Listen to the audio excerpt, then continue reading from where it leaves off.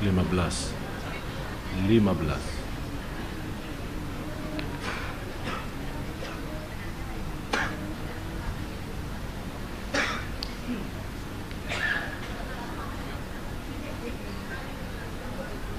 Ya, terjemahannya saja. Ini ada. Harus terjemahan. Saya minta ini ada. Saya minta terjemahannya saja. Bismillahirrahmanirrahim. Assalamualaikum warahmatullahi wabarakatuh.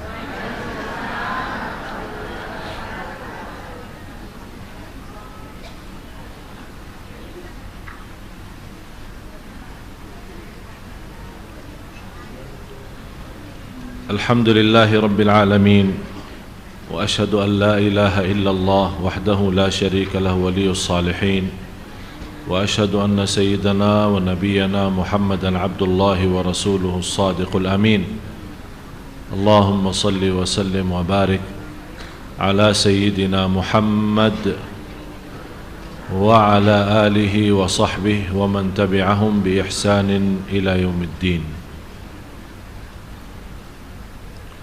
سبحانك لا علم لنا إلا ما علمتنا إنك أنت العليم الحكيم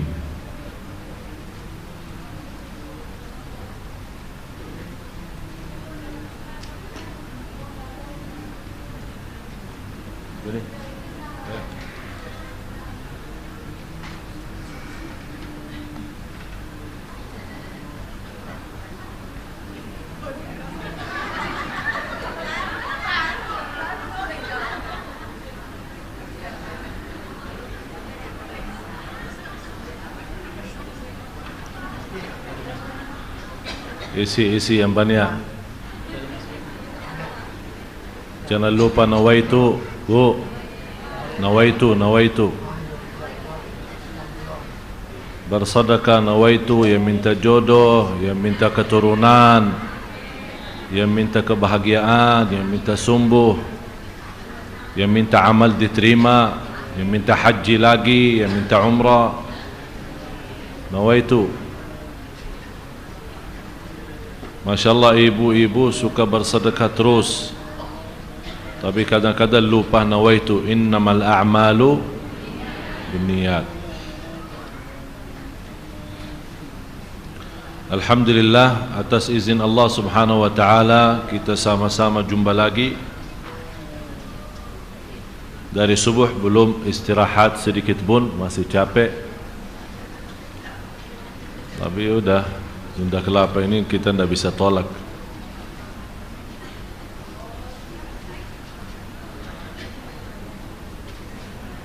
Terima kasih kehadiran jamaah sekalian.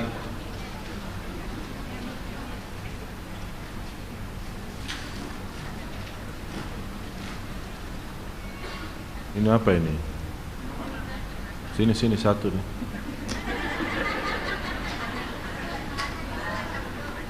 Kasih saya dulu, baru bagi ke ibu-ibu.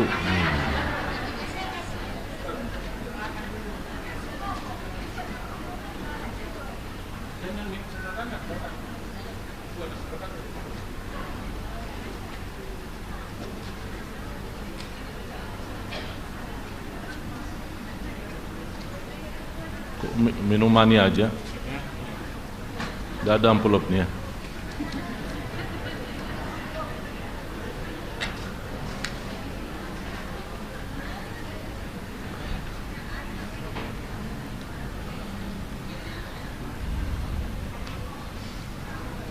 Bapak-bapak, ibu-ibu yang sama-sama dimuliakan dan diberkahi Allah subhanahu wa ta'ala.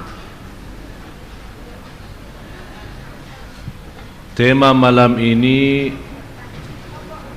sangat penting untuk kita semua.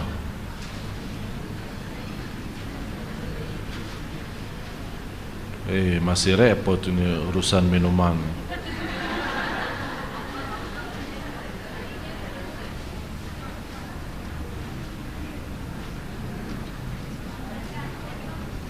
Saya isi malam Jumat sibuk makanan, isi malam i'tikaf sibuk minuman. Terus kapan saya isi? Ini disuruh sampai jam 11 loh.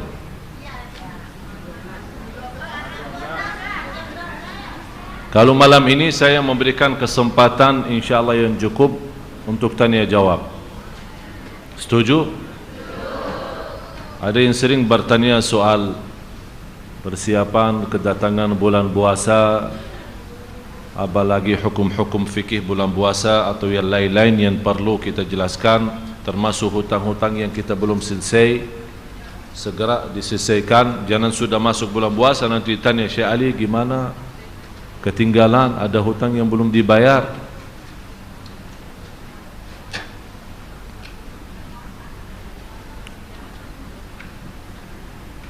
Sebagaimana saya janjikan kemarin, bahasan saya tentang ayat ini. A'udzu billahi minasyaitonir rajim. Kalla innahum 'an rabbihim yawma idzil lamahjubun. Yang artinya, Ustaz Farouk dibacakan artinya.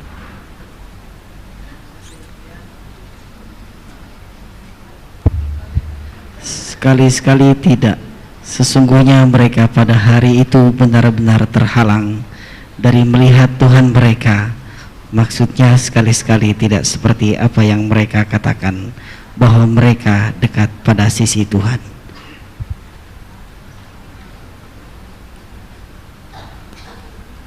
Bisa selanjutnya satu ayat tambahan. Kemudian sesungguhnya mereka benar-benar masuk neraka. Dua malam lalu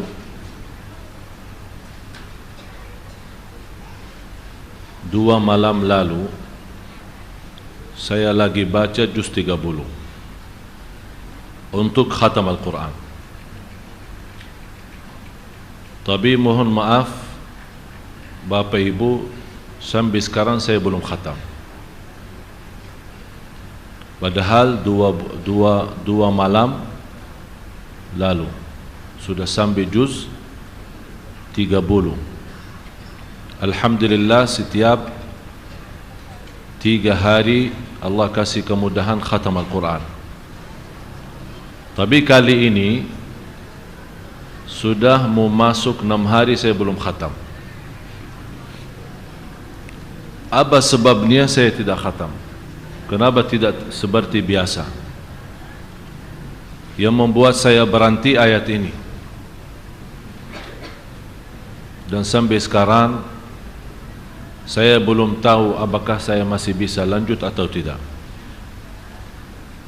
Kita sama-sama baca ayatnya, tapi saya mohon menhadirkan fikirannya, menhadirkan kalbunya, dan bisa menhayati maknanya.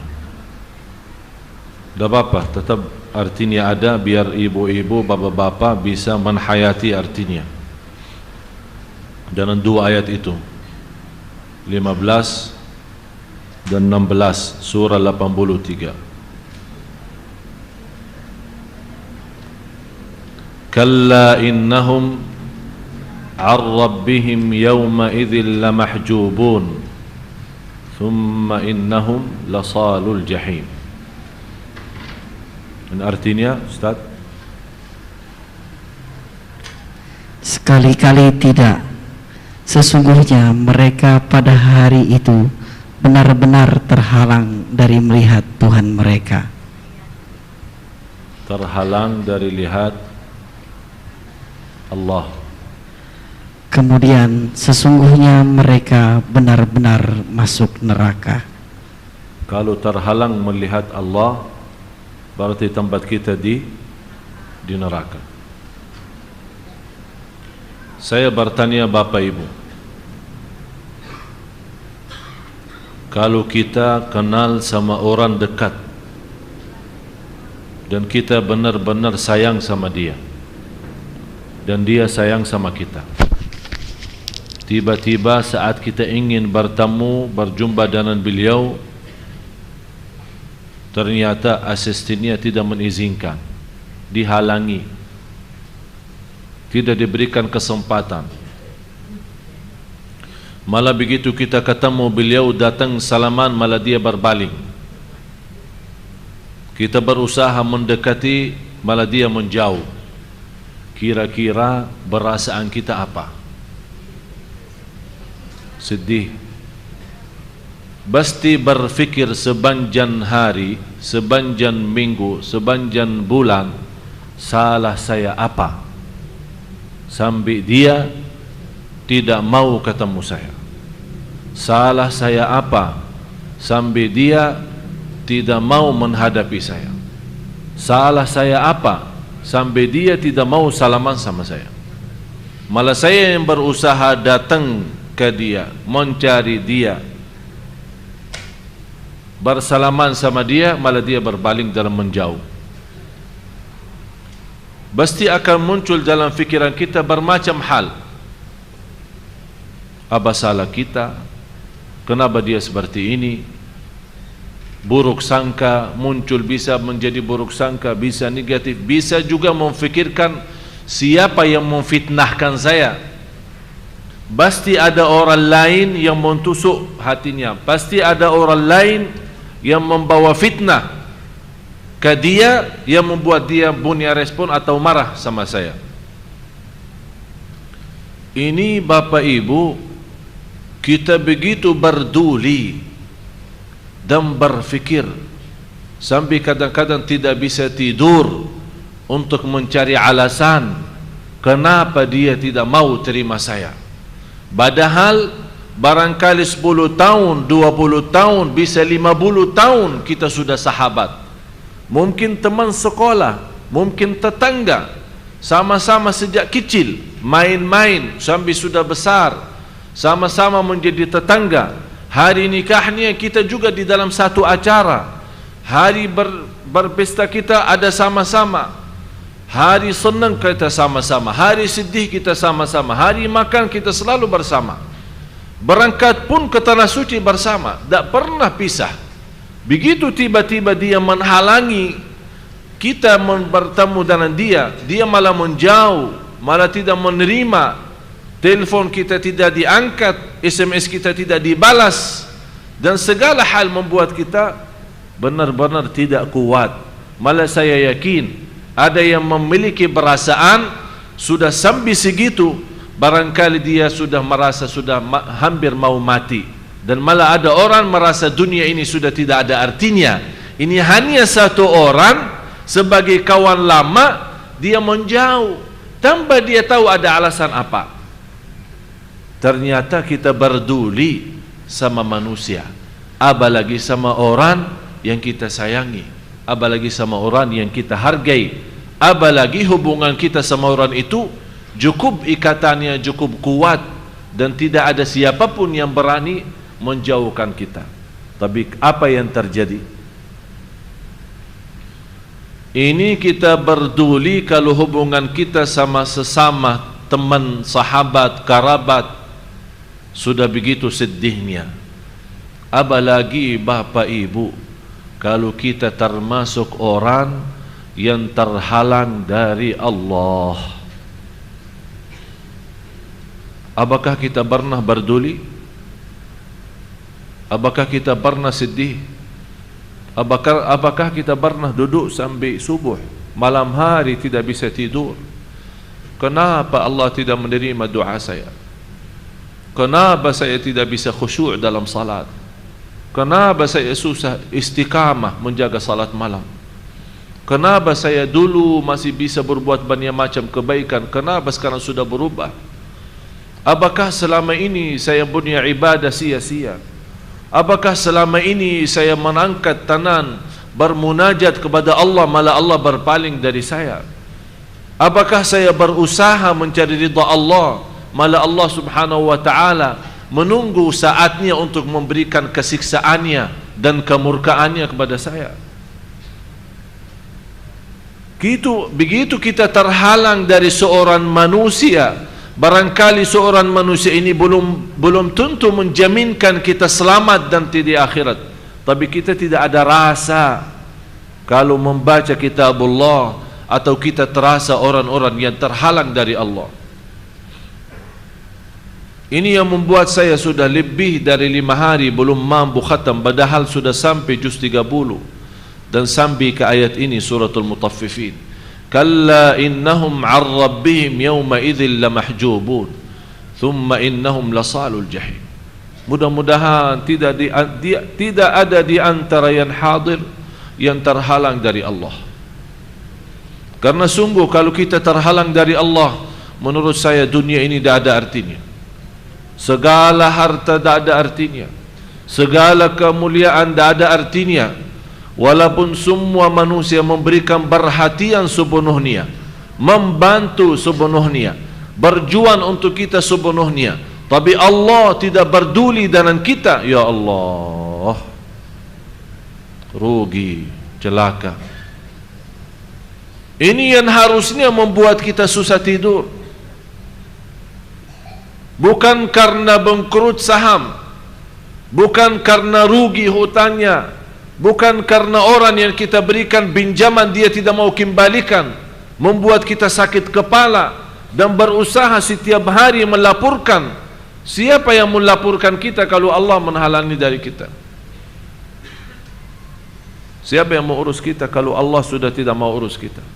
Man wajadallaha famadha faqad. Barang siapa yang memiliki Allah, apapun yang terhilang dari dirinya, biarin. Segala sesuatu kalau yang terhilang dari diri kita, selama masih Allah bersama kita, itulah yang membuat kita bahagia. Tapi kalau kita memiliki dunia dan segala isinya, tapi tidak memiliki Allah, tidak ada artinya dunia dan segala isinya. Jamaah sekalian, kita berbicara dengan Tuhan kita Allah yang maha adil, yang maha kasih sayang, yang maha rahman, yang maha rahim. Sampai Rasulullah SAW pernah melihat seorang ibu nangis karena kehilangan anaknya. Dia cari anaknya kanan kiri. Tiba-tiba bertemu dengan jumpa anaknya itu, dia membawa anaknya dan peluk anaknya dengan senang hati sampai nangis. Rasulullah ikut nangis melihat keadaan ibu yang cukup lama kehilangan anaknya. Dia langsung Rasulullah memberikan gambaran yang dilihat oleh sahabat Rasulullah. Wahai sahabatku, coba lihat ibu ini, bagaimana keadaannya sama anak itu, sama anaknya sendiri. Seandainya ditawarkan dia membuang anaknya di dalam neraka, apakah dia bersedia dan ikhlas? Kata sahabat, dia tidak akan mungkin. Lebih baik dia membuang diri dalam neraka daripada membuang anaknya. Segitu karena sayangnya sama anaknya. Kalau masih ibu bapa ingat cerita Ashabul Ukhdud yang terbawa ceritanya di surat Al-Buruj, was-sama'i dhatil buruj wal yawmil maw'ud wa syahidin wa mashhud qutila ashabul ukhdud. Seorang yang mengajak manusia untuk berkufur kepada Allah, tapi tetap mereka bertahankan agamanya, sambil membuat sebuah lubang yang besar yang dinyalakan dalamnya dengan api yang cukup besar, dan membuang semua orang yang tidak mau berkufur kepada Allah dibuang dalam lubang itu yang sudah terisi dengan kayu yang terbakar. Sambil ada seorang ibu bawa anak, masih digendong anaknya, masih kecil, baru berapa bulan umurnya. Allah tunjukkan kekuasaannya kepada ibu yang masih ada ragu-ragu. Begitu dia mau buang diri, disuruh, kalau kamu tidak mau berkufur kepada Allah akan terbuang di situ. Karena dia melihat anaknya yang masih baru berapa bulan mulai ada keraguan, dia takut. Bukan dia takut dirinya tidak selamat, tapi anaknya bagaimana? Apa yang dia buat? Coba bayangkan Bapak Ibu, dia angkat anaknya ke atas karena dia berfikir Kalau memang sudah mau buang, lebih baik saya duluan terbakar daripada anak. Tapi masih ada ragu-ragu, maju mundur. Allah tunjukkan kekuasaannya. Allah menjadikan anak yang masih kecil, dia berbicara, "Mah, jalanlah kita di atas yang benar." Dengan kata ucapan anak itu, dia baru berani lemparkan diri dalam lubang itu. Tapi juga yang menarik perhatian saya, sikap ibu yang sampai dia menaikkan anaknya, angkat ke atas, biar kalau dia jatuh dia yang kena duluan apinya daripada anaknya. Itu tanda apa? Segitu sayangnya dan kasihan ibu kepada anak. Luar biasa cintaannya. Walaupun anaknya menyakiti, walaupun anaknya bermacam-macam, tapi begitu ya Allah ikhlasnya seorang ibu kepada anak. Rasulullah menunjukkan gambaran kepada sahabat, "Hei sahabatku, sudah lihat bagaimana ibu yang cukup lama kehilangan anaknya. Coba lihat apa yang terjadi. Kira-kira kalau dia ditawarkan buang dirinya dalam api." Sahabat menjawab, "Mustahil, tidak mungkin. Tak akan bisa ibu habis sudah lama kehilangan anaknya. Begitu dia ketemu anaknya, tak mungkin dia bisa buang." Kata Rasulullah,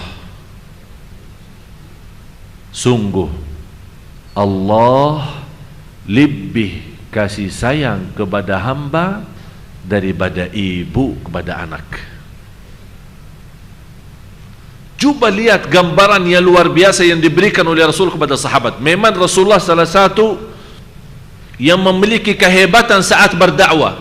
Bukan hanya memberikan dakwah dengan bolosnya saja, berbicara tanpa memberikan gambaran yang dilihat oleh mata sendiri. Tapi begitu Rasulullah melihat sesuatu kejadian, Rasul langsung memberikan pelajaran. Karena tersentuh, terharu saat melihat gambaran seperti itu.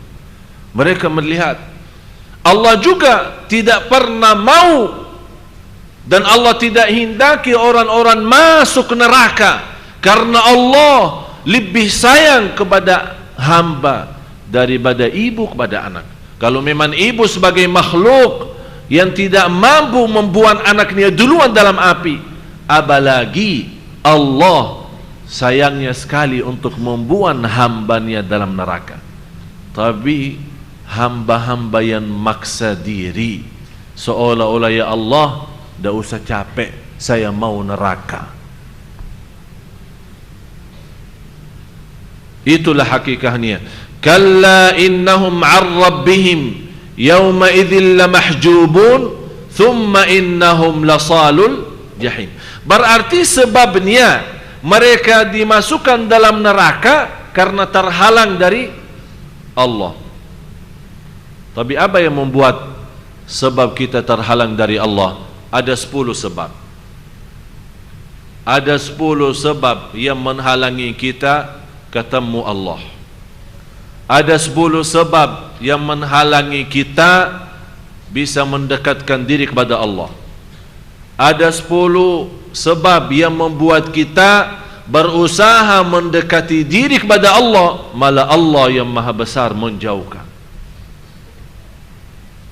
Disitulah karena gara-gara 10 sebab itu kita tidak bisa menikmati ibadah, tidak bisa menikmati khusyuk, dan tidak bisa menikmati segala aktivitas ibadah kita. Yang pertama, akidah yang rusak.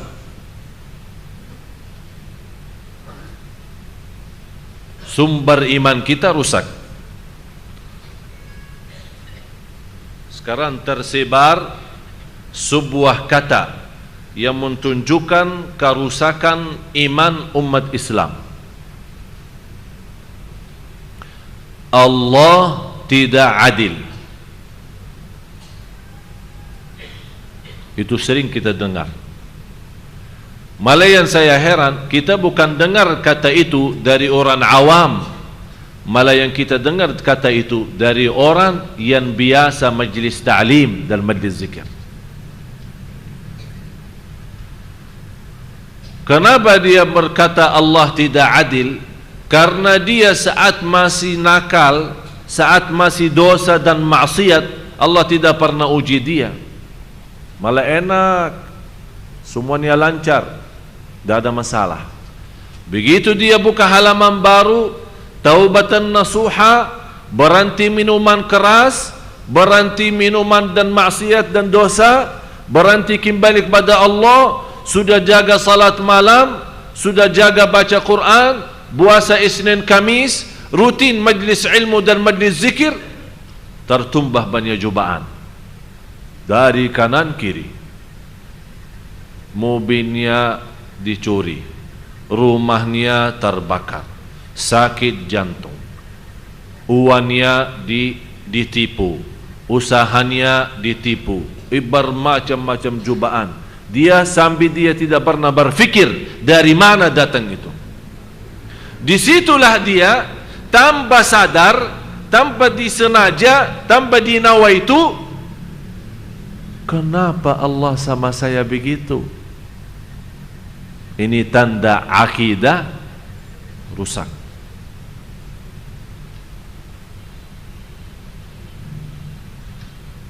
Tapi kalau akidah yang benar, keyakinan yang benar dan iman yang sempurna, yang barangkali susah dilaksanakan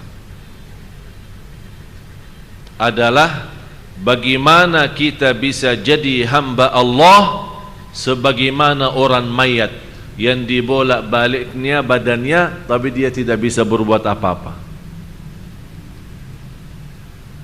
Bapak Ibu, Bu, pernah lihat ada orang mandikan orang mayat? Pernah. Kira-kira saat dimandikan orang mayat itu, apakah orang mayat itu pernah ngamuk atau marah? Atau orang mayat bilang, Mbak, tolong di bawah masih ada kotoran, bersihin sebelum saya masuk kuburan. Ada begitu? Jadi seolah-olah dia tunjukkan basrah total. Memang tidak bisa apa-apa.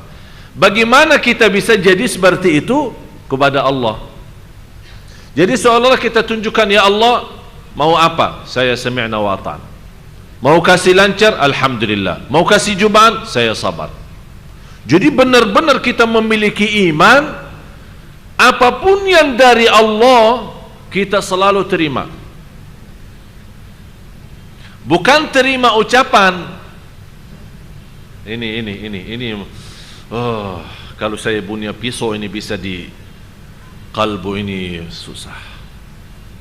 Kalbu ini yang perlu setiap hari digosok sampai habis.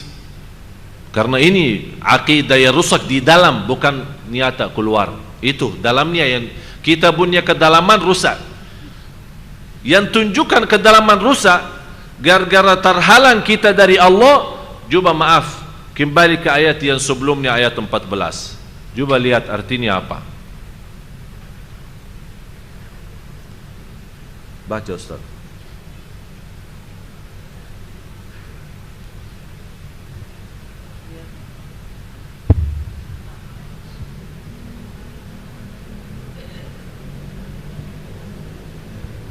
Tidak bisa baca. Nggak kelihatan. Min mata saya, Pak. Tidak bisa baca atau tidak bisa lihat? Bisa baca. Sajadin. Bismillahirrahmanirrahim. Kalla bal rana ala qulubihim ma kanu yaksibun. Sekali-kali tidak demikian. Sebenarnya apa yang selalu mereka usahakan itu menutup hati mereka. Berarti yang menutupi hati kita dan terhalang dari Allah adalah perbuatan usaha kita. Tapi juga luar biasa ayat ini ada di atas bal. Kalau ibu-ibu, bapak-bapak perhatiin di atas lam itu ada apa? Kenapa ada sin di sini? Untuk bagaimana cara bacanya? Berhenti kan? Begini bacaannya. Kalla bal rana. Tapi lebihnya Di sini tidak boleh berhenti sambil nafas. Berarti harus tahan. Itu namanya diam, tapi kalau ada istilah di bawah diam itu apa? Jadi soal bukan diam lagi ya, artinya tahan nafas. Sebenarnya ada makna dari situ, ada makna. Kalla bal, bertahan nafas. Sepertinya kita sekarang tunjukkan bukan hanya nafas yang bertahan, semuanya dalam tubuh badan kita bertahan, sampai kalbu kita bertahan untuk menikmati ayat ini. Masya Allah. Jadi seharusnya saat kita kalla bal, kalbu kita sudah siap buka. Ada apa? Kenapa ya Allah di sini diam sampai bertahan nafas? Seolah kita bertahan kalbu, biar tidak bergetar kalbu kita, badan kita, tangan kita, mata kita, fikiran kita, semuanya stop dulu, stop. Kalla bal ran. Jadi kalau seperti ini misal, kalla bal rana, kalla bal rana ala qulubihim ma kanu yaksibun.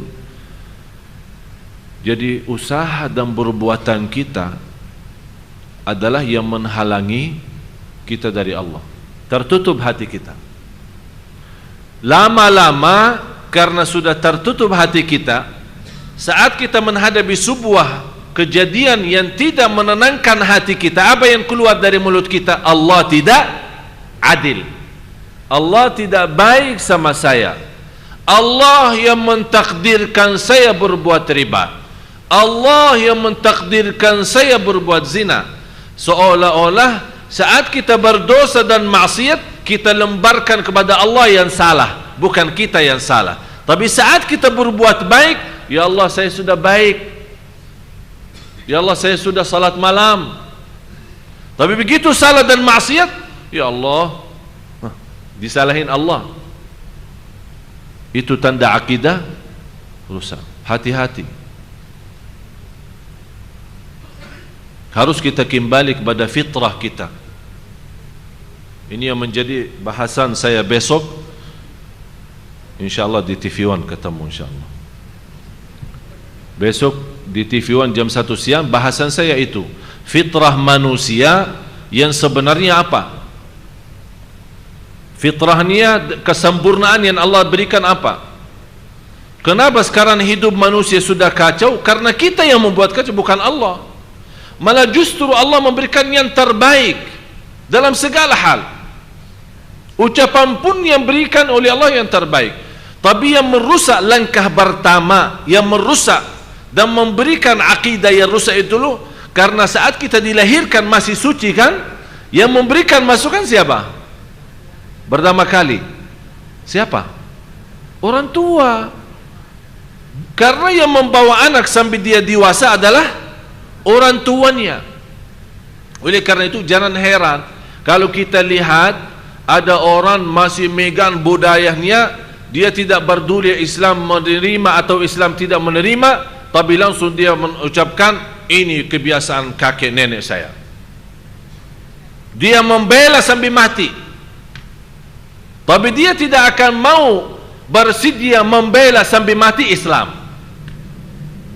Dia tidak akan bisa, karena sudah dibiasakan. Beda sama sahabat Rasulullah. Anak umur 18 tahun bisa menjadi memimpin tentara di dalam perang. Panglima umur 18 tahun. Sekarang kita umur 18 tahun apa? Ribut di pintu masuknya lapangan Senayan, ribut mengkajar-kajar orang Inter Milan. Saya pas di malam itu ada satu jamaah punya acara di hotel mulia. Terus di check in saya kamar di sana. Ramainya orang, saya bilang pertama kali saya lihat ramainya orang di satu hotel seperti ini. Saya bertanya, orang-orang semua di reception sama yang jaga sama keamanan semua kenal saya. Assalamualaikum Syekh, Assalamualaikum Syekh. Saya tanya, ini apa, ada apa ini? Oh, ada Inter Milan.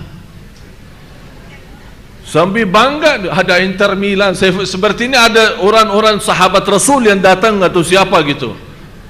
Ada Inter Milan gitu. Orang semua ribut di luar.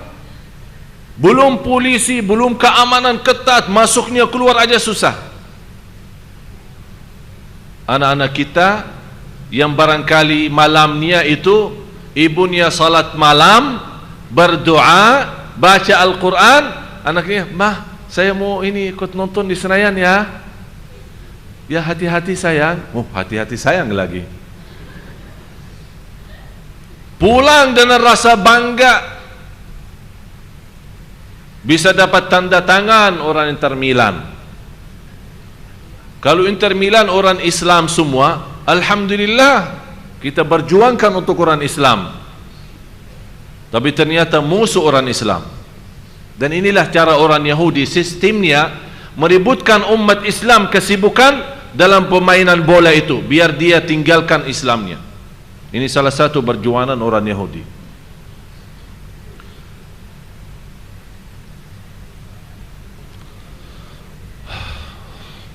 Akidah yang rusak. Yang kedua,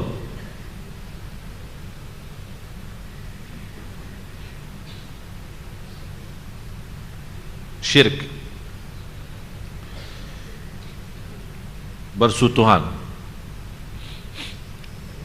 syirik kepada Allah. Kita kan sama-sama belajar, kita beribadah kepada Qul inna salati wa nusuki wa mahyaya wa mamati lillahi rabbil alamin. Lanjutannya apa? Ini sebuah perjanjian. Jadi bukan kita akui hidup dan mati kita lillah, bukan hanya lillah, la syarika lahu, tidak ada siapapun, besar maupun kecil, kaya maupun miskin, pejabat maupun biasa, tidak ada siapapun yang diberikan apa-apa dari ibadah hanya kepada Allah. La syarika lahu. Oleh karena itu kalau dibaca boleh disambung langsung, Qul inna salati wa nusuki wa mahyaya wa mamati lillahi rabbil alamin la syarika lah. La syarika lah. Sebuah kepastian. Jadi bukan kita ikhlas tapi tercampur riya, bukan kita iman tapi tercampur nifaq, bukan kita tauhid tapi tercampur syirik. Enggak, kita tauhid no syirik, kita iman tidak ada nifaq, kita ikhlas tidak ada riya. Itulah hakikatnya la syarika lahu. Sekarang alasannya untuk melancarkan usaha pergi ke tukang dukun. Untuk suaminya tidak nikah lagi pergi ke tukang dukun. Untuk supaya mendapatkan rumah yang aman pergi ke tukang dukun. Untuk kita bisa mendapatkan perhatian banyak orang pergi ke tukang dukun, dibacakan di cincinnya. Ini ada cincin, ini kalau ini cincin Madinah ya, alhamdulillah tidak usah dibacain.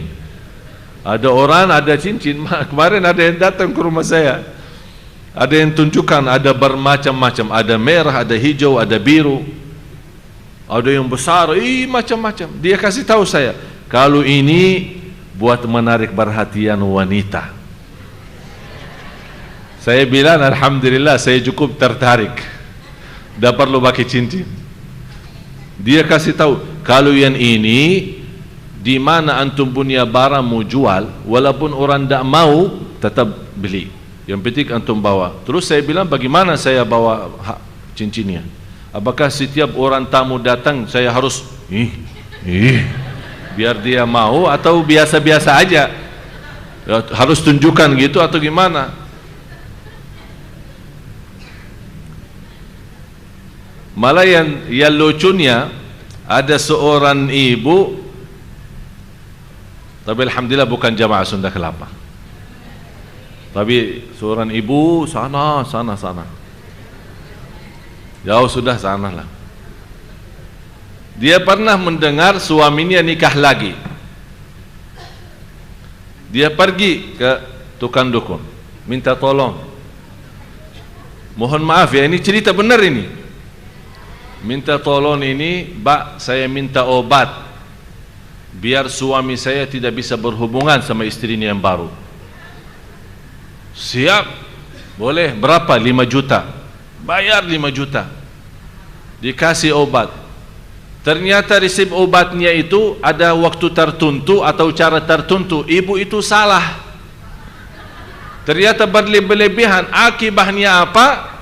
Bapak itu tidak bisa berhubungan sama dia juga. Datang lagi, ini sekarang gimana ini? Saya bilang minta tolong, jangan sama yang kedua, jangan sama saya. Ternyata salah. Itulah akibatnya. Kalau kita tawakal kepada selain Allah, Allah akan mengkecewakan kita. Tapi kalau kita menganggap kalau suami kita dapat nikah, kalau kita memang anggap itu sebuah ujian yang menyakiti perasaan, kenapa tidak mengadu kepada Allah? Cuba salat malam dan minta, ya Allah, memang saya betul cinta sama suami saya, sudah saya berkorban segalanya untuk suami saya, ya Allah, balikkan hatinya kepada saya. Kan yang memiliki hati itu adalah Allah. Belum tentu orang walaupun punya istri kedua, yang ketiga, belum tentu bisa hatinya sama mereka. Kalau kita memang benar-benar, kalau kita bisa menadu hanya kepada Allah. Tapi karena akibatnya kita punya akidah rusak, muncul apa? Yang kedua ini, syirik. Muncul syirik. Tapi kalau kita punya akidah benar, kita yakini segalanya kepada Allah, dan pasti kita menadu kepada Allah Subhanahu wa taala. Kalau memang kita yakin. Tapi karena akidah rusak, tidak mungkin orang akidah rusak bisa yakin. Apalagi yang bermunajat di hadapan kubur. Saya punya guru, bukan masih ingat Syekh Said yang 2 kali datang Sunda Kelapa, menjaga makam Rasulullah 55 tahun. Macam cerita. Sekarang orang banyak yang pergi ke sana, negeri Arab Saudi itu Wahabi. Negeri Arab Saudi itu tidak diberikan kesempatan kita dekat makam biar bisa salawat atau bisa berdoa. Kenapa yang membuat pemerintah sana ketat? Dulu masih cerita 80 tahun, 80-an, tahun 70-an, 80-an sampai 90-an. Itu orang-orang yang datang haji, apalagi haji kan sakit raminya orang, susah diatur masuknya keluar. Jadi beribut di depan pintu makam Rasulullah. Ada yang sempat karena tidak ada halangan, sekarang sudah ada batas kan, agak jauh ke depan sedikit. Dulu enggak, cuma ada yang jaga, tapi tidak ada batasan. Orang mana ribut, terus membuat surat. Di tempat ini ada masuk-masuknya, dibuat surat. Kata Syekh Said, tugasnya kan menjaga dan sekalian membersihkan. Pas selesai jamaah keluar, yang dulu masih Nabi kan dikunci. Masih ingat ibu-ibu kan dikunci kadang-kadang malam. Sekarang sudah ada perintah dari raja bebas 24 jam. Jadi masuk, di antaranya dapat surat. Ini semua isinya apa? Bermacam-macam bahasa. Bahasa Arab, bahasa Indonesia, bahasa Turki, bahasa bermacam-macam bahasa. Semuanya, ya Rasulullah, saya sudah lama nikah, 12 tahun belum bisa punya anak. Kasih saya anak dong. Maaf, ini dong tambahan dari saya. Berarti Rasulullah sudah bukan menjadi sebagai manusia yang memang kita yakin Rasulullah barakah. Memang kita yakin Rasulullah meninggal dunia, tapi di alam kubur punya hidup yang istimewa. Tapi bukan berarti menjadi tempat menadu kita. Kalau kita bilang hanya semuanya ya Rasulullah, terus ya Allah apa? Kapan saatnya kita bilang ya Allah? Kalau ada yang pernah berkata, ya Rasulullah, selamatkan aku dari neraka Jahannam. Padahal Rasulullah sendiri berkata sama anaknya Siti Fatimah, wahai anakku yang aku sayangi, ittaqillah, bertakwalah kepada Allah, karena aku tidak akan mampu menjaminkanmu selamat dari neraka Jahannam. Dan kita minta, ya Rasulullah, selamatkan aku dari neraka Jahannam.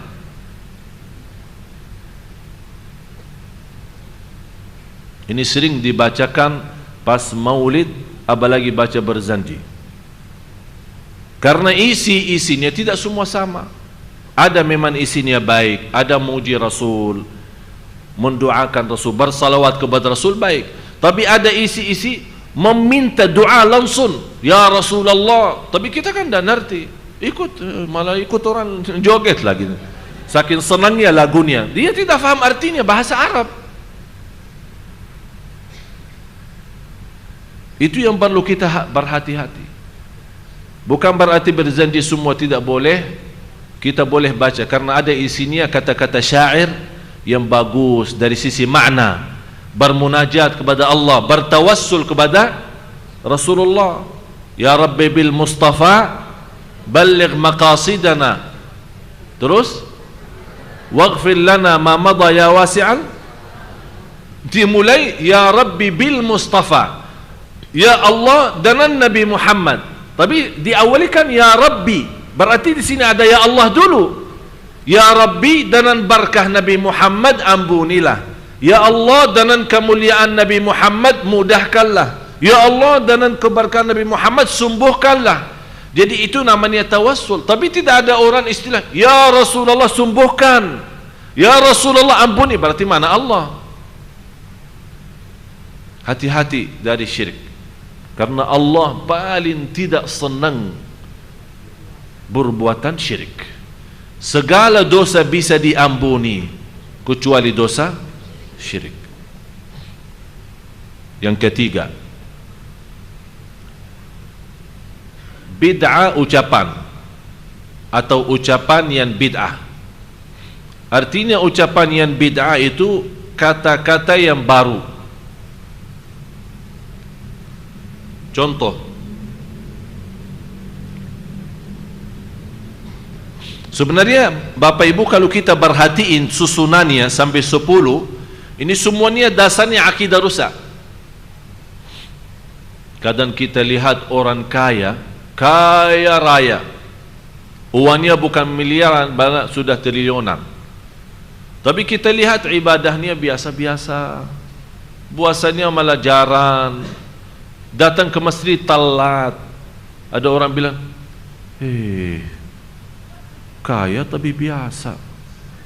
Coba kalau Allah jadi saya yang lebih kaya, pasti akan lebih takwa. Itu namanya ucapan bid'ah, ucapan baru. Seolah-olah kita salahkan Allah terhadap membagi rizki. Kenapa ini yang biasa-biasa rizkinya aja sudah luar biasa, kita aja yang luar biasa rizki saya susah-susah. Berarti seolah-olah, mohon maaf Bapak Ibu, berarti ibadah kita selama ini tidak ikhlas. Seolah-olah kita minta balasan. Ya Allah, mana kok sudah lama tidak jadi kaya-kaya ini, berhasil dia habis Senin Kamis saya rajin di Sunda Kelapa. Itu jaga ucapan kita. Yang keempat, bid'ah amalan, perbuatan yang menjadi bid'ah.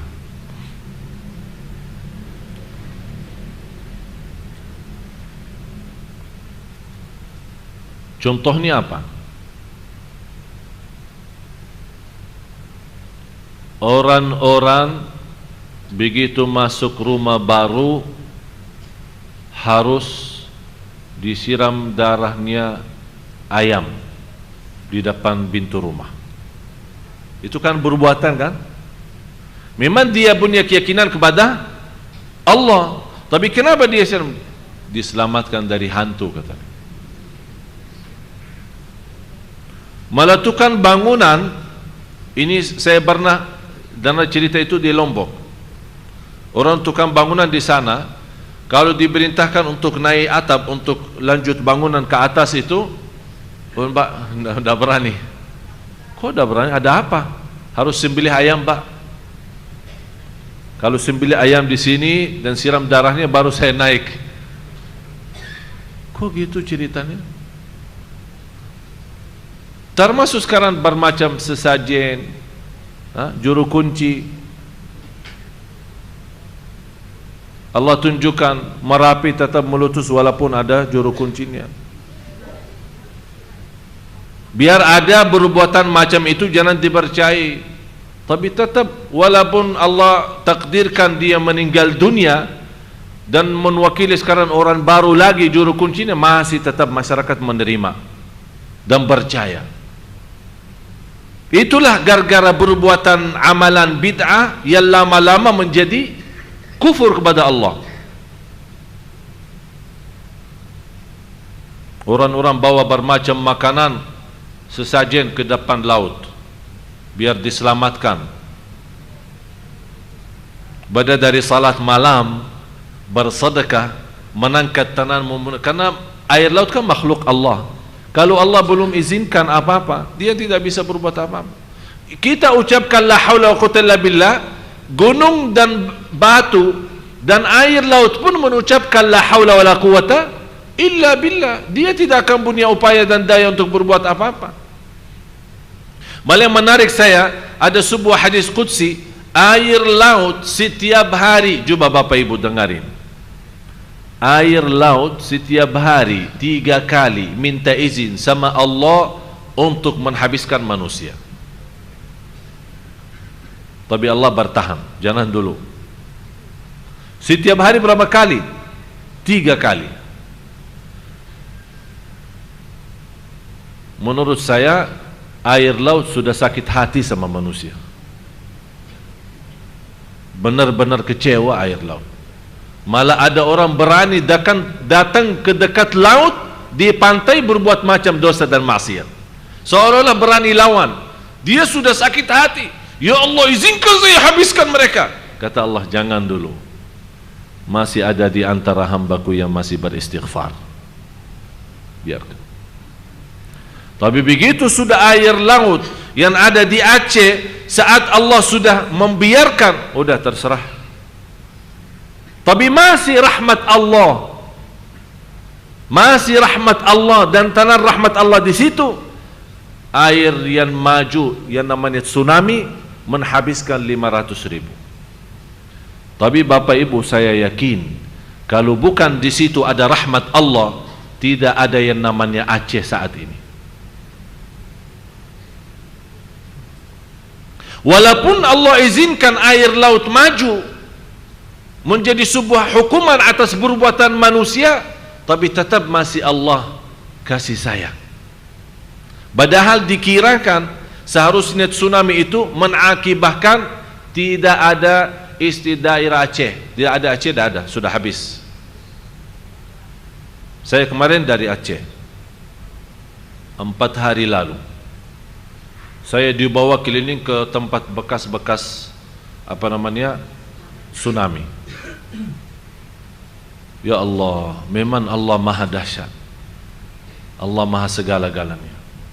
Air laut makhluk tapi dahsyat, tapi juga dia tidak bisa berbuat apa-apa kalau belum ada izin Allah. Tapi Allah kirimkan dan melepaskan air laut untuk menghabiskan manusia, tapi tetap Allah masih bertahan, jangan habiskan semuanya, biar sebagian jadi korban, agar sebagian yang lain sadar dan taubat. Tapi na'udzubillah, manusia masih lebih parah lagi. Masih seperti ini, tidak ada urusan.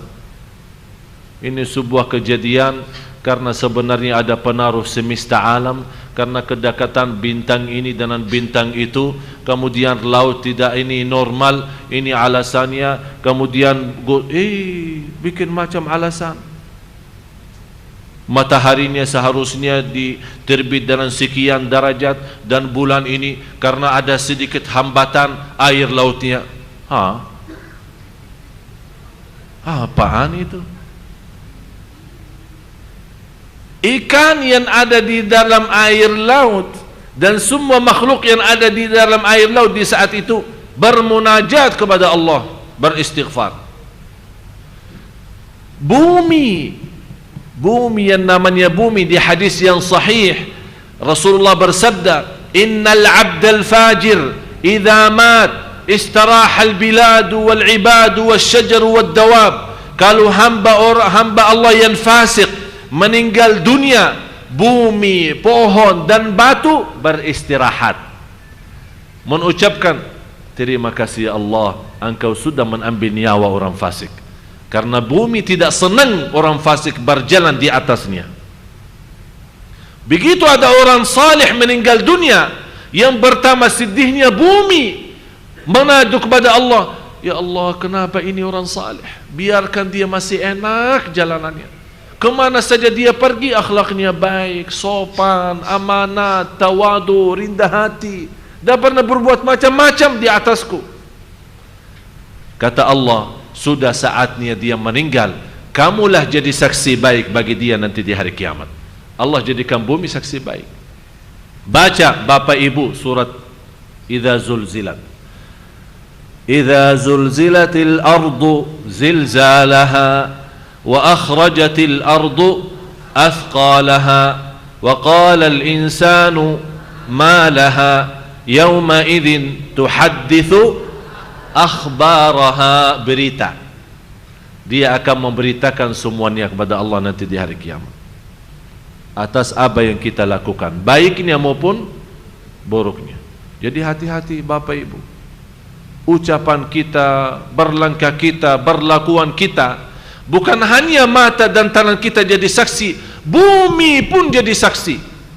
Kalau ada orang satu jadi saksi, kita bisa celaka. Bagaimana kalau seluruh makhluk jadi saksi di hadapan kita, di hadapan Allah Subhanahu wa taala? Apabila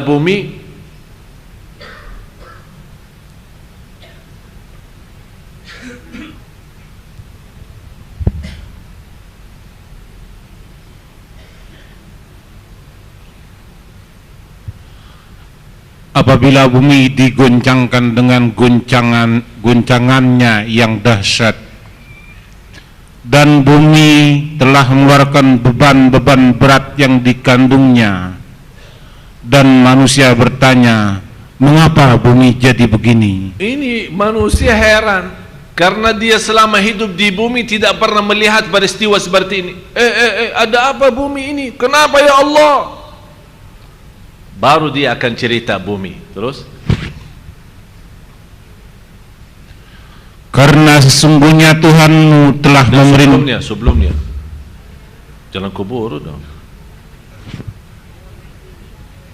Pada hari itu bumi menceritakan beritanya. Menceritakan apa? Atas apa yang telah dilakukan oleh manusia atasnya. Ya Allah, ini fulan bin fulan di hari tertentu, di jam tertentu, di negeri tertentu, di tempat ini, di saat itu, di siang hari, malam hari, dia berlaku ini semua digambarkan. Langsung manusia heran, ada apa ini sama bumi? Semuanya dia ceritakan. Kita malu sendiri saja, apalagi dicerita lagi sama bumi. Apa jawaban bumi? Terus, karena sesungguhnya Tuhanmu telah memerintahkan yang demikian itu kepadanya. Allah Maha Kuasa. Bumi diperintahkan Allah. Kira-kira siapa makhluk yang hebat yang bisa memerintahkan bumi berbicara? Hanya Allah Subhanahu wa ta'ala. Yang kelima, dosa besar yang tersimpan dalam hati kita. Ini salah satu yang menghalangi kita dari Allah. Apa itu dosa besar yang terhalang kita? Dosa besar yang ada di batin kita. Tahu ibu-ibu, bapak-bapak? Dendam, terus dengki, iri, sombong, dan di antaranya yang terbesar dosa batin adalah sombong. Pertama dosa di langit, dosa sombong. Pertama dosa di bumi, dosa pembunuhan. Pertama dosa di langit, dosa sombong. Siapa yang sombong? Iblis. Saat diperintahkan oleh Allah sujud kepada Nabi Adam, dia jawab apa? Saya lebih baik dari dirinya, dari si Adam ini. Itu tanda itu apa? Sombong. Karena dia sombong, dia tidak mau bersujud dengan perintah Allah. Sekarang kita lihat, mohon maaf Bapak Ibu, banyak orang sombong. Karena sombong, dia tidak mau bersujud karena Allah. Dia tahu salat itu wajib.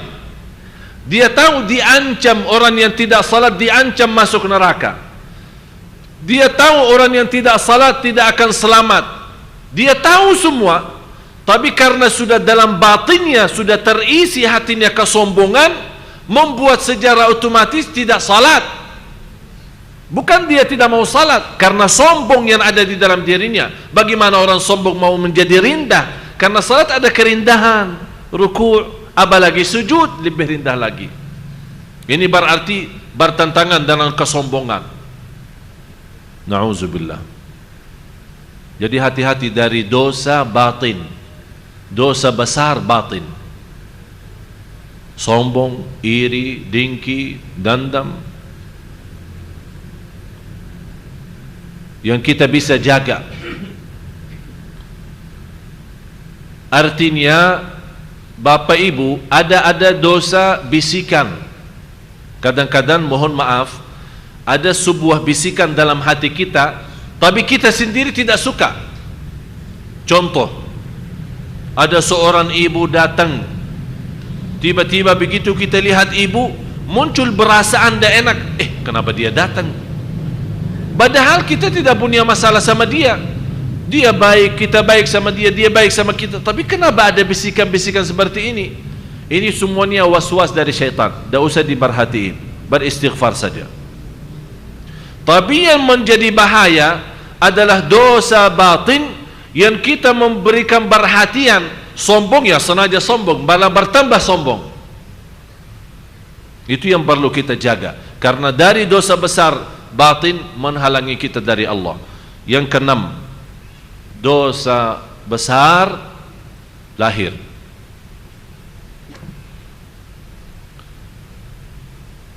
Riba, zina, minum khamar, minuman keras, judi. Ini semuanya kan nyata, perbuatan yang nyata tapi dosa besar.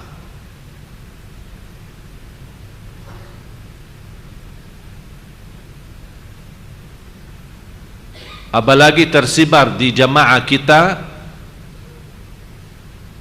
orang mampu datang, orang minta tolong untuk pinjam 10 juta, 100 juta dalam 6 bulan atau 5 bulan atau 3 bulan. Disyaratkan oleh ibu yang mampu ini, boleh saya bantu 100 juta, tapi nanti habis 6 bulan kembaliin 120 ya. Ini 20 itu riba dan dosa besar. Fantas kita kadang-kadang susah khusyuk karena itu riba. Kita terbiasa guna riba. Malah yang saya herankan, saya kenal seorang ibu, tidak usah saya sebut nama, salat malamnya Masya Allah. Malah saya kalah dengan salat malamnya dia. Baca Al-Quran apalagi, puasa Isnin Kamis, sedekahnya Masya Allah. Tapi begitu soal pinjaman, harus ada tambahan 10 juta kembali 12. Kalau mau, tidak mau sudah cari orang lain, tidak ada urusan.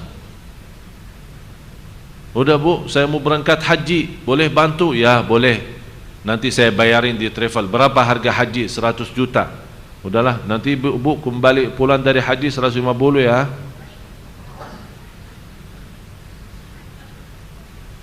Jadi dia menganggap, oh saya ikhlas bantu orang. Itu bukan namanya ikhlas. Namanya apa ya? Cari duit ya. La haula wala quwwata. Saya selalu jelaskan, satu kali riba dosanya lebih besar daripada 36 kali zina dengan ibu kita sendiri. Hati-hati Bapak Ibu, jangan terbiasa riba. Punya rizki yang cukup, tak usah bermuamalat dengan bank yang berbunga-bunga. Punya usaha, jalankan usaha dengan rizki apa yang ada. Allah berkahi. Jangan kuburu mau jadi kaya, jangan kuburu mencari usaha besar. Semakin bertingkat usaha kita, tapi dengan riba, na'udzubillah. Berarti selama kita hidup, makanan kita, anak kita, keturunan kita, keluarga kita, cucu kita, semuanya dari hasil riba itu. Dan bahaya riba, kalau kita punya modal besar halal, sedikit masuknya riba, hancur yang halal itu. Bahaya itu, penyakit. Hati-hati. Yang ketujuh, istiqamah atas dosa kecil. Ini istilah baru ya. Ada yang pernah dengar istiqamah atas dosa? Ada orang istiqamah atas dosa. Dosa dia dosa kecil, tapi rutin, ikhlasnya luar biasa, istiqamahnya luar biasa, tapi atas dosa kecil. Walaupun memang dosa itu dosa kecil, tapi karena sering dilaksanakan, dijelaskan oleh ulama, la saghirata ma'al israr, tidak ada istilah dosa kecil selama kita lakukan secara terus menerus. Berarti karena sudah terus menerus jadi dosa besar. Sekarang saya bertanya Bapak Ibu, rokok dosa enggak? Yang minum rokok angkat tangan. Yang merokok angkat tangan. Mbak Sajadin. Ini satu ini. Ini kita nanti saya susunkan Mbak Aksa yang mukir jadi sunnah kalam dah boleh rokok. Dah usah kita bicara hukumnya haram maupun makruh. Kalau di Indonesia tersebar rokok makruh ya. Saya tidak mau bahas soal fikihnya, haram atau makruh. Saya bahas dosa atau tidak. Kalau ada yang bilang tidak dosa, angkat tangan. Dosa, sepakat? Setuju? Yang bilang rokok itu dosa, angkat tangan. Tak usah kita bilang haram atau makruh, tak usah, itu persoalan fikih. Tapi yang bilang dosa itu angkat tangan. Sekarang kita tanya lagi, besar atau kecil? Ya tak mungkin. Bapak Ibu harus fahami arti besar. Apa arti dosa besar? Arti dosa besar kalau ada ancaman masuk neraka. Barang siapa yang berlaku dosa ini akan masuk neraka, itu dosa besar. Barang siapa yang laku dosa ini tidak akan masuk surga, berarti itu dosa besar. Barang siapa yang berlaku dosa ini akan dilaknati Allah, berarti itu dosa. Jadi kalau ada ancaman terhadap dosa itu, berarti sudah dosa itu besar. Kalau tidak ada ancaman, itu sudah dosa kecil. Itu sudah istilahnya ya, sudah faham ya, beda dosa besar sama kecil. Tapi karena dosa kita sudah setuju dan bersepakat rokok itu dosa, harus kita milih satu-satunya, salah satunya, besar atau kecil, jelas yang kecil. Tapi kalau kecil yang terus menerus, jadi kita doakan orang yang lagi rokok, semoga Allah sembuhkan dari penyakit itu. Terus yang ke-8. Habis ya waktu. Mau sabar ya, ada 3 poin lagi ya? Atau kita tunda ya? Gimana Pak? Maju. Lanjutkan.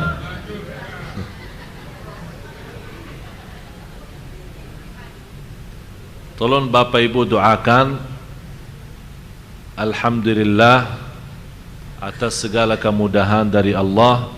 Saya yakin ini semuanya doa Bapak Ibu. Saya kemarin dapat penghargaan dari Bapak Presiden menjadi warga negara Indonesia.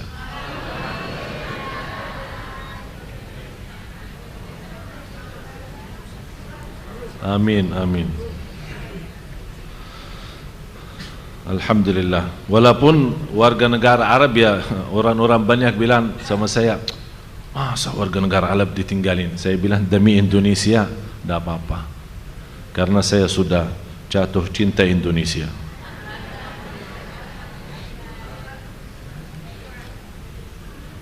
Karena kata beliau, Bapak Presiden, ucapannya dia berkata sama saya, kalau saya tutup mata dan mendengar ceramah, saya tidak nyangka ini orang dari Madinah.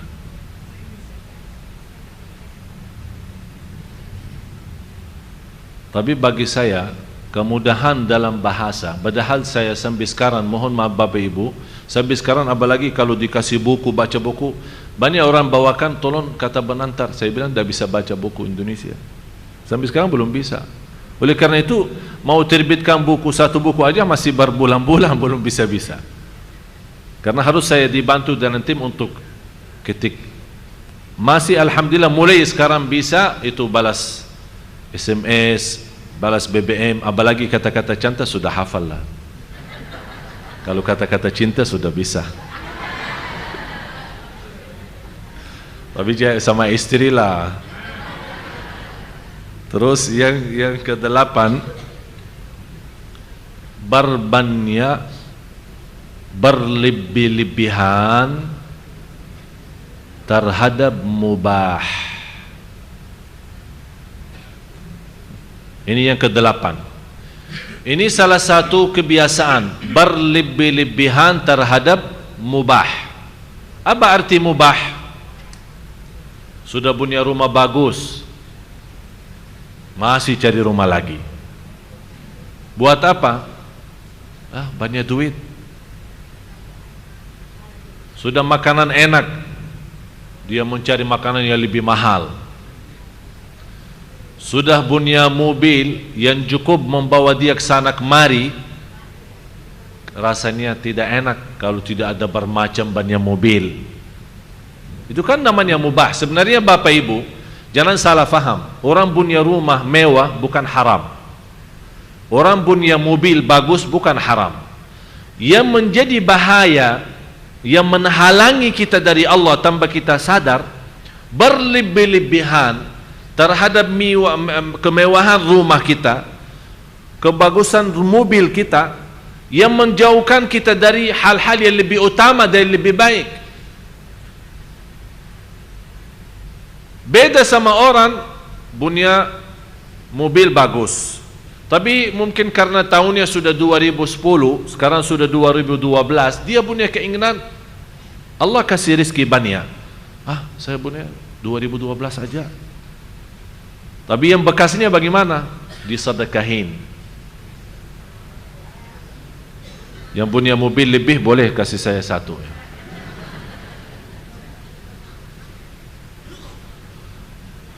Sudah faham? Berpakaian, sudah punya pakaian. Saya selalu bilang sama jemaah, tolong setiap bulan, saya sudah menjadi sebuah kebiasaan sama istri saya. Saya bilang setiap bulan kita periksa lemari sama-sama. Kita periksa, keluarin bajunya semua.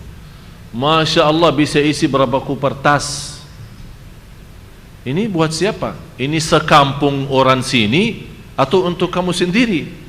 Saya pikir pakaian orang kampung dibawa kemari. Dia bilang ini punya saya sendiri. Udah, kamu milih 10 potongan pakaian saja, lebihnya disedekahin. Kamu milih mana yang kamu suka, mana yang kamu mau. Coba. Udah, dia habis milih 10, saya ambil 3 koper tas. Dengan berat membawanya, saya sedekahin semua. Jadi inilah yang berlebih-lebihan. Mohon maaf, apalagi sebagai wanita kan suka mencari yang baru. Boleh, setiap hari mau bagi baru boleh. Yang ini lama sedekahin, jangan simpan. Mau setiap hari belanja, silahkan. Insya Allah nanti saya minta Tanah Abang 24 jam buka, biar ibu-ibu bisa belanja terus. Tapi jangan berlebih-lebihan. Kalau sudah ada yang buat hari lebaran, alhamdulillah. Kalau memang ingin yang baru, ambil yang baru, beli yang baru walaupun mahal, cari kesenangan, tidak ada masalah. Islam tidak melarang kita senang, tapi jangan berlebihan sambil bekasnya pun disimpan.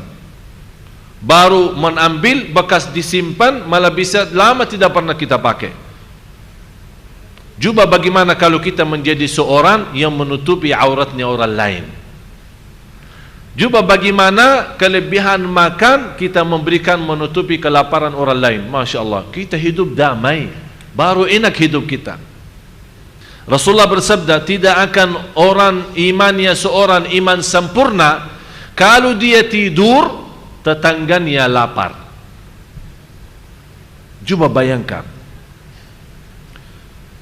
tidak akan sempurna iman seorang kalau dia tidur malam hari tetangganya lapar. Saya punya ayah, alhamdulillah masih hidup. Beliau punya kebiasaan, setiap ada undangan atau ada kemasukan makanan dari luar dibawa oleh orang atau apa, sebelum diundang anak memakan sama-sama, dia langsung kirimkan anak-anak masing. Kadang-kadang saya, kadang-kadang adik saya, bungkusan-bungkusan. Ini tetangga saya, ini satu, tolong antarin ini. Kamu ke sana. Sampai dia memperhatiin 7 rumah tangga, 7-nya, sampai yang ke-7.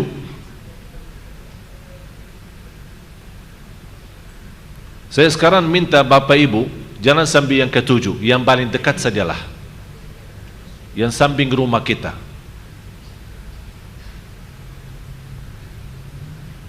Itu nikmatnya pas hari Lebaran. Kenapa disunnahkan pas kita sembelih kurban kita? Kenapa disusunkan bagi 3 bagian? 1 buat kita makan, betul? 1/3 sedekah. 1/3 buat apa? Hadiah.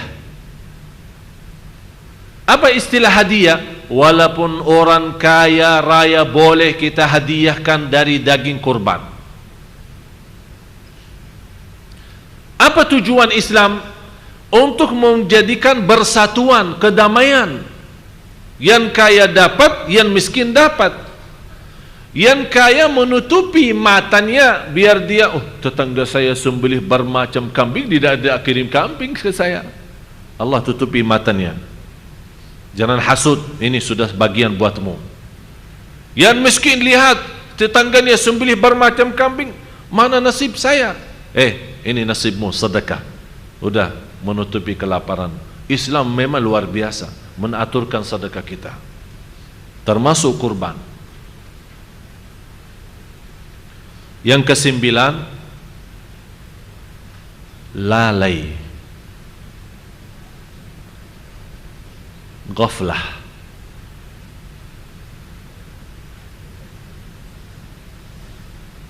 Artinya lalai, kita melalaikan kewajiban yang utama. Sekarang kalau saya bertanya Bapak Ibu, kenapa Anda hidup di dunia ini? Tujuannya apa? Yang membuat kita lalai, kita hidup seperti, mohon maaf, manusia, banyak manusia, tidak semua, banyak manusia hidup sekarang seperti binatang. Makan, minum, tidur. Makan, minum, tidur. Kerjaannya pun hanya untuk menutupi hawa nafsu. Kerjaannya dan cari dunia untuk hanya syahwatnya. Dia bekerja keras mencari nafkah untuk memiliki rumah mewah dan mobil bagus, istri yang cantik. Jadi tidak ada tujuan karena Allah. Seolah-olah dia hidup, malah binatang lebih baik karena binatang masih sebut nama Allah, masih berzikir kepada Allah. Malah ada manusia, na'udzubillah, lebih hina daripada binatang.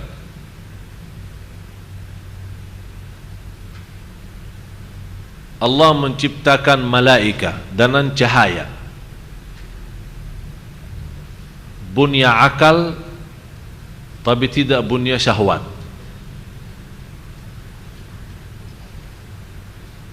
Allah ciptakan jin dan syaitan, bunya syahwat tapi tidak bunya akal.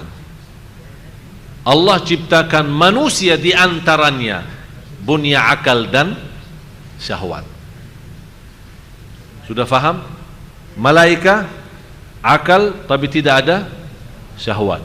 Jadi dia menggunakan fikirannya dan hatinya hanya mendekatkan diri kepada Allah, tidak ada lain. Tidak ada berfikir istirahat, tidak ada berfikir makan, tidak ada berfikir minum, tidak ada berfikir tidur. Itu semuanya istilah syahwat. Beda sama binatang. Bunya syahwat tapi tidak bunya akal. Tapi manusia Allah kasih dua-duanya, akal dan syahwat. Kenapa Allah kasih dua-duanya? Allah memberikan peringatan dan pelajaran. Anda mau jadi seperti malaika, gunakan fikiran untuk mendekatkan diri kepada Allah. Anda mau gunakan syahwat, jadilah seperti binatang. Tinggal Bapak Ibu milih. Kita ikut mana?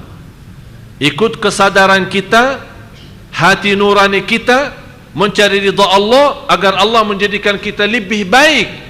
Kalau tidak seperti malaikat akan menjadi lebih baik. Atau kita ikuti hawa nafsu kita, akan Allah jadikan lebih hina daripada binatang. Jadi jangan lalai dari tujuan kita hidup. Tujuan kita apa? Satu, mencari ridha Allah. Dengar hadis yang qudsi, wahai anak Adam, aku menciptakanmu untuk beribadah kepadaku, jangan main-main. Wahai anak Adam, aku menjaminkan rizkimu, jangan capek. Itu dua hal ini jangan kita lalaikan. Ibadah hanya kepada Allah, dan rizki jangan capek, karena Allah sudah tentukan rizki kita. Yang terakhir, yang ke-10, bersibuk dalam hal-hal kecil di dalam agama dan melupakan hal yang lebih utama. Bersibuk dalam hal-hal kecil dalam agama dan melupakan yang lebih utama. Sekarang orang beribut, qunut boleh tidak? Sekarang orang ribut, zikir jama'i boleh tidak? Sekarang orang sibuk bagaimana bersoalan gerakan jari saat tahiyat. Apakah diputar, apakah digerakkan atas bawah, atau didiamkan? Apakah ini salat kita sah begini atau begitu? Orang sibuk, kalau kita kena debu, apakah puasa kita batal atau tidak? Saat kita lagi berjalanan, tidak sengaja tersentuh dengan wanita, apakah wudhu saya batal tidak? Jadi kesibukan kita di hal-hal kecil, dan kita lupa yang lebih utama. Lupa penerbangan kita untuk Islam, lupa perjuangan kita untuk Islam, lupa kedamaian, lupa kesejahteraan, lupa bersatuan. Itu semua kita lupa.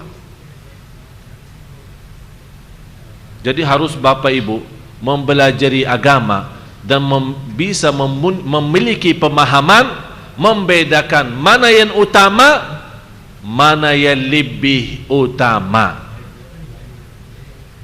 Kalau dalam bahasa fikih namanya fiqhul awlawiyat. Fiqhul al-awlawiyat artinya apa? Fikih utama dan lebih utama. Dari pemahaman ilmu kita, kita bisa membedakan, ya memang ini bagus, ini utama, tapi maaf, ada yang lebih penting lagi, ada yang lebih utama lagi. Contohnya, sebagaimana saya sering cerita, ada dua orang datang ke rumah saya akhiri cerita ini. Ada dua orang datang ke rumah saya, ribut bersoalan tarawih 11 atau 23. Satu pengurus, satu wakilnya. Ini bukan di Sunda Kelapa ya, di luar ini. Datang ribut di depan saya.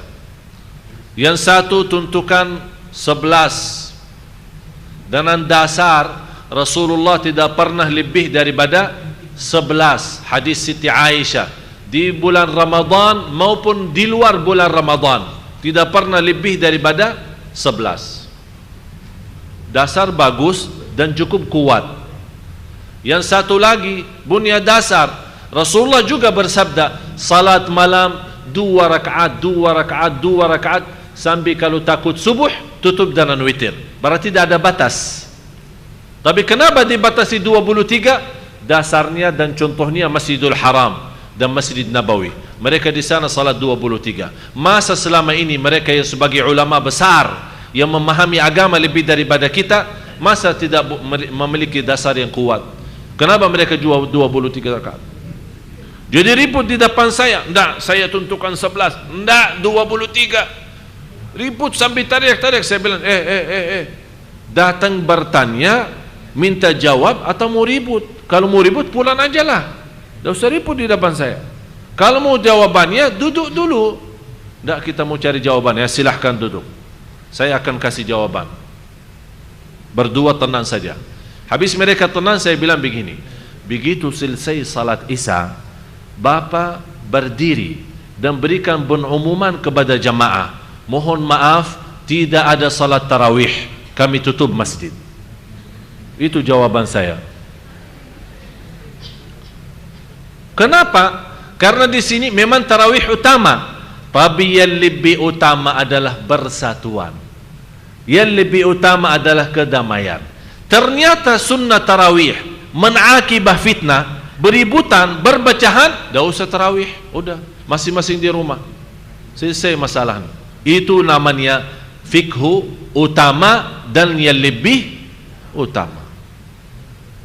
Harus kita fahami seperti itu. Jangan kita ribut satu persoalan. Memang persoalan itu memang pemahaman kita itu utama dan penting, tapi ternyata ada juga yang lebih penting dan lebih utama. Semoga apa yang saya sampaikan bermanfaat. Semoga ilmu yang kita sama-sama belajari hari ini bisa memberikan banyak wawasan, bisa memberikan ilmu bermanfaat yang insya Allah kita sama-sama amalkan. Karena guna ilmu bermanfaat diamalkan dengan amalun salih. Semoga semua yang hadir diberkahi Allah, diampuni segala dosanya, dinaikkan darajatnya, diberikan rizki yang halal yang berkah, dipanjangkan umurnya, disihatkan badannya, diberikan rumah tangga sakinah mawaddah rahmah, dibuka oleh Allah hati suaminya, dibuka oleh Allah hati istrinya, disatukan dalam berdua-duanya dalam kebahagiaan dan keselamatan. Mudah-mudahan diberikan oleh Allah karunia dan keturunan anak salih dan salihah, cucu salih dan salihah yang menghafal Al-Quran dan mereka membawa nama baik keluarga kita. Ya Dzal Jalal wal Ikram. Ya Allah, bagaimana Engkau berikan kepada kami kemudahan sama-sama berkumpul di majlis ini. Ya Allah, berilah kepada kami kemuliaan, sama-sama jumpa lagi di surgamu ya Allah, di surgamu ya Allah bersama Nabi Muhammad sallallahu alaihi wasallam. Rabbana atina fid dunya hasanah wa fil akhirati hasanah wa qina adzaban nar. Allahumma barik lana fi Rajab wa Sya'ban wa ballighna Ramadan. Ya Allah, berkahilah kami di bulan Rajab dan Sya'ban dan sampaikanlah kami kepada bulan Ramadan dalam keadaan sihat wal afiat dan iman birahmatika ya arhamar rahimin. Wa sallallahu ala sayyidina wa nabiyina Muhammad wa ala alihi wa sahbihi wasallam. Walhamdulillahi rabbil alamin. Terima kasih atas perhatiannya. Mohon maaf kurang lebihnya karena sudah waktunya habis ya Ustaz. Karena waktu sudah acara apa selanjutnya?